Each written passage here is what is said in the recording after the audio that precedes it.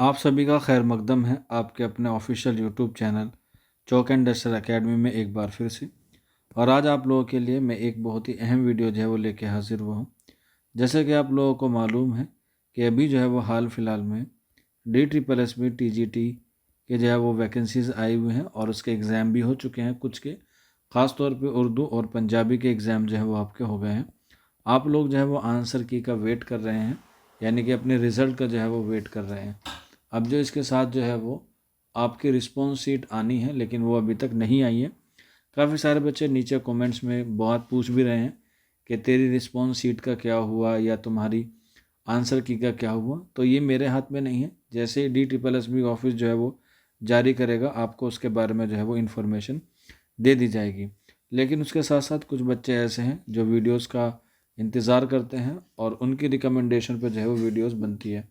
तो इसीलिए यहाँ पर जो है वो आज आप लोगों के लिए एक मैं वीडियो लेकर आया हूँ। जब आपसे फॉर्म भरते वक्त कोई मिस्टेक हो गई है या कोई गलती हो गई है तो उसको आप लोग अब सुधार तो नहीं सकते, तो उसका सब्स्टिट्यूट क्या होगा। तो उसके लिए DSSB जो है वो एक जारी करता है, मिसलिनियस डॉक्यूमेंट्स होते हैं जिसमें आप लोग जो है वो ये डॉक्यूमेंट्स अपलोड कर सकते हैं जब आपका ई डोजियर आएगा। ई डोजियर कब तक आएगा? वैसे तो अंदाज़ा है लास्ट दिसंबर तक आ जाएगा या फिर आपको जनवरी के पहले सप्ताह में देखने को मिल जाएगा। तो उससे पहले पहले अगर आपकी मिस्टेक हुई हो तो आप लोग ये एफिडेविट जो है वो बनवा के रख भी सकते हैं, या फिर आप लोग फर्स्ट कट ऑफ का भी जो है वेट कर सकते हैं। मिस्टेक जो है वो दो तरह की होती हैं, एक होती है क्लैरिकल और एक होती है टेक्निकल। दोनों ही चीज़ में ये जो है वो आप लोग अपना ये स्टैम्प पेपर जो है वो बनवा सकते हैं। यहाँ पर आप लोग देख सकते हैं ये फेक नहीं है, बिल्कुल ओरिजिनल है, गवर्नमेंट ऑफ उत्तर प्रदेश। और यहाँ पर जो है वो ई स्टैम्प पेपर है और यहाँ पर जो है वो स्टैम्प भी लगी हुई है नोटरी की। और ये जो आपको बनवाना है 10 रुपये पे भी बनवा सकते हैं, 50 पे भी बनवा सकते हैं, या 100 पे भी जो है वो आप इसे जो है वो बनवा सकते हैं। ये सारी चीज़ें आपको जो है वो नोटरी वाला आपको अवेलेबल हो जाएगा। पहले पेज पे आपको जो है वो कुछ नहीं करना होता है, पहले पेज जो है वो नोटरी वाला करता है। जो असल काम होता है वो होता है आपका सेकंड पेज पे, जहाँ पर आपको जो है वो मेंशन करना होता है कि आपका जो है वो रीज़न क्या है या आपका जो है वो एरर क्या है। दोनों ही बातें हैं।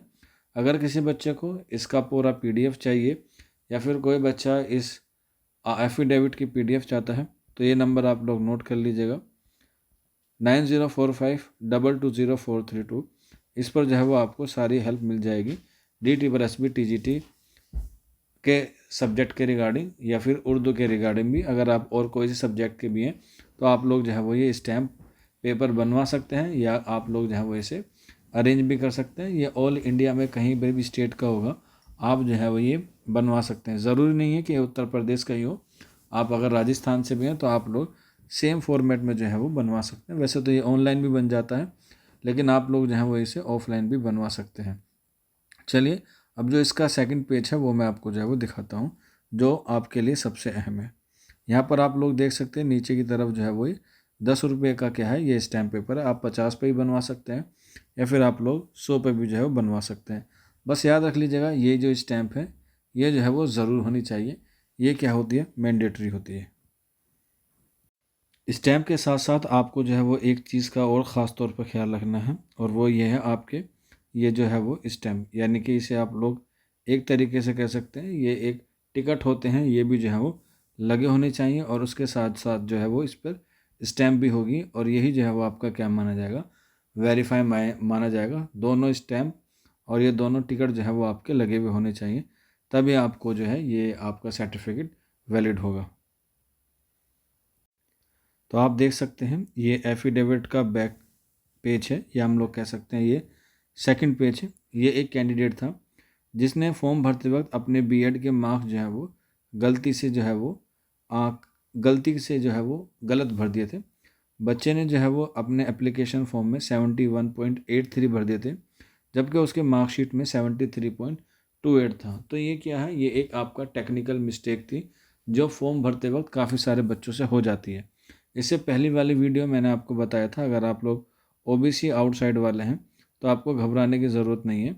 आपको जो है वो रिकॉल नोटिस आएगा, और रिकॉल नोटिस के बाद आपको एक एप्लीकेशन लगा देनी है, और एप्लीकेशन के बाद आपका जो है वो OBC आउटसाइड जो है वो रिमूव हो जाएगा। घबराने वाली बात नहीं है।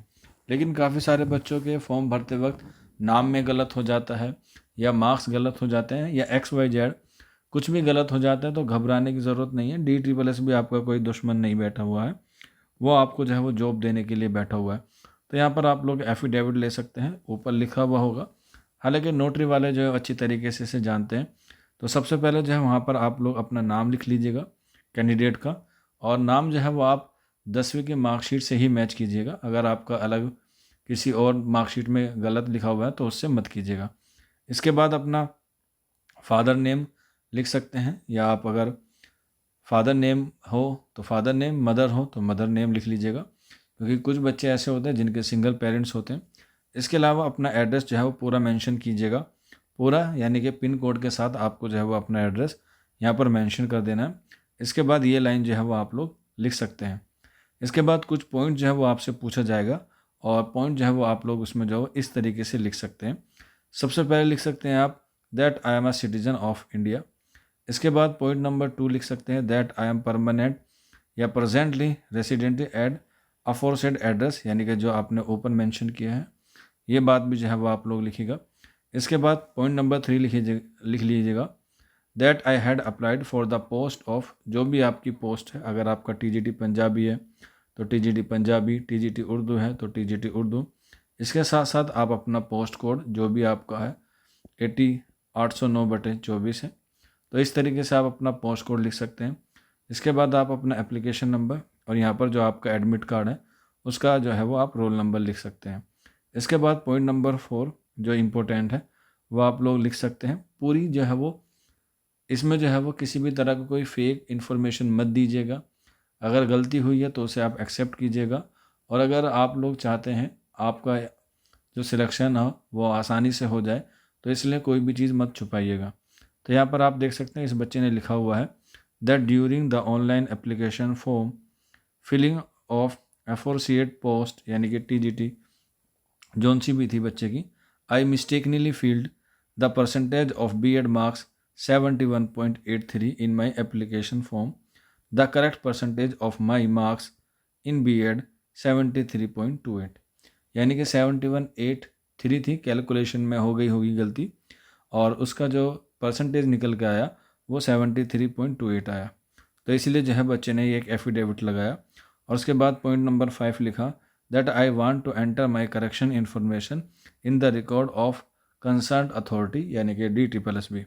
इसके बाद पॉइंट नंबर 6 लिखा हुआ है जो एग्ज़ाम के और सिलेक्शन के एतबार से भी आपका इम्पोर्टेंट है that I hereby undertake that my aforesaid statement is true and correct, and if the said information found incorrect, then concerned authority have right to take any suitable action against me, यानी कि अगर ये आपने गलत भर दी गई है तो मेरा जो प्रोसेस है वो रोक दिया जाए या मेरे खिलाफ़ कोई कार्रवाई की जा सकती है। इसके लिए मैं क्या कर रहा हूँ, ये अंडरटेकिंग दे रहा हूँ। तो इस बात से जो है वो आप लोग पूरी तरीके से संतुष्ट हो जाते हैं, तब जो है वो आपका क्या होता है, हो जाता है, ये एक्सेप्ट कर लिया जाता है।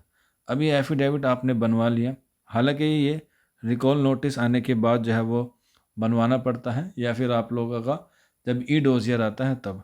हालांकि दोनों एक साथ आएंगे, डोजियर भी और रिकॉल नोटिस भी, लेकिन इन दोनों से पहले आपका क्या आएगा, इन दोनों से पहले आपका आएगा फाइनल स्कोर कार्ड। अगली वीडियो में मैं आपको बताऊंगा कि आपको स्कोर कार्ड कैसे चेक करना है। आप लोग जो है वो बने रहिएगा। इसके बाद यहाँ पे वेरिफिकेशन के लिए ये 2 लाइन आप लोग लिख सकते हैं, हालांकि वो नोटरी वाला जो है वो आपको लिख के देगा। इसके बाद यहाँ पे आपके सिग्नेचर मांगे जाएंगे, आप जो है वो सिग्नेचर कर दीजिएगा। इसके बाद इस पर भी जो है वो आप लोग याद रख लीजिएगा, स्टैम्प दोनों जगह होनी चाहिए, फ्रंट पेज पर भी और सेकंड पेज पर भी। अब डोजियर में एक ऑप्शन आता है जिसे हम लोग कहते हैं मिसलिनियस ऑप्शन आता है, या मिसलिनियस डॉक्यूमेंट्स करके एक ऑप्शन आएगा, वो भी मैं आपको दिखा दूंगा जब मैं आपको फाइनल स्कोर कार्ड के बारे में बताऊंगा अगली वीडियो में। तब तक आप लोग जो है वो बने रहिए चौक एंड डस्टर अकेडमी पर। बाकी आज की वीडियो में इतना ही था। आप लोग घबराइएगा मत, अगर आपसे फॉर्म भरते वक्त कोई गलती हो गई है या आपके नाम में कोई करेक्शन है तो एक एफिडेविट से जो है वो सारे काम आसान हो जाते हैं। जो नाम की मिस्टेक है वो आपका जब फिजिकल वेरिफिकेशन होगा तब आपसे मांगा जाएगा। ऑनलाइन जो है वो आपको घबराने की ज़रूरत नहीं है। बाकी फिर भी कुछ बच्चे डर जाते हैं क्योंकि नौकरी का सवाल होता है, बहुत बड़ी मेहनत होती है, बहुत स्ट्रगल होता है, तो वो नहीं चाहते थे एंड मोमेंट पे हमारा कोई नुकसान हो। तो इसलिए आप लोग इस नंबर पर जो है वो रब्ता कर सकते हैं। आप अपना नाम, अपने स्टेट का नाम और अपनी पोस्ट लिख के जो है वो मुझे मैसेज कर देंगे, तो मैं आपको वहाँ पर भी इन्फॉर्मेशन देता रहूँगा। आज की वीडियो में इतना ही था। मिलते हैं आप लोगों से जल्द ही नेक्स्ट वीडियो में। शुक्रिया फॉर वॉचिंग दिस वीडियो।